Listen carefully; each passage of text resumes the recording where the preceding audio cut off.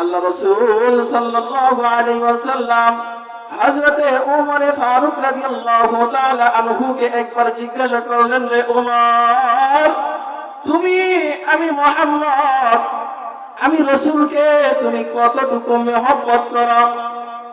হযরত ওমর ফারুক রাদিয়াল্লাহু তাআলা আনহু বললেন, ও রাসূল, আমি আপনাকে আমার পরিবার বর্গ, স্ত্রী স্বজনের থেকেও বেশি মহব্বত করি।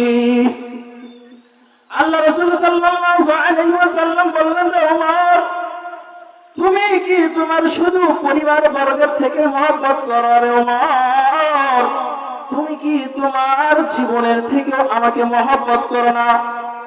আল্লাহ রাসূল সাল্লাল্লাহু আলাইহি ওয়াসাল্লামের কথা শুনে ওমর ফারুক বলতেছেন, ও রাসূল, আমার জীবনের থেকে আমি আপনাকে মহব্বত এখনো করি নাই। আল্লাহ রাসূল সাল্লাল্লাহু আলাইহি ওয়াসাল্লাম ওমরকে বললেন, রে ওমর, তুমি এখনো পর্যন্ত পরিপূর্ণ মুমিন হইতে পারো নাই।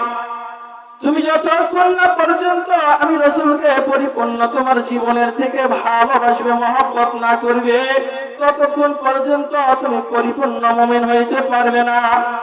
আল্লাহ রাসূল সাল্লাল্লাহু আলাইহি ওয়াসাল্লামের কথা শোনার সঙ্গে সঙ্গে ওমর ফারুক বলতেছেন, ইয়া রাসূলুল্লাহ, আল্লাহর কসম করে বলতেছি, এই মুহূর্ত থেকে আমি আপনাকে আমার জীবনের থেকেও বেশি ভালোবাসি।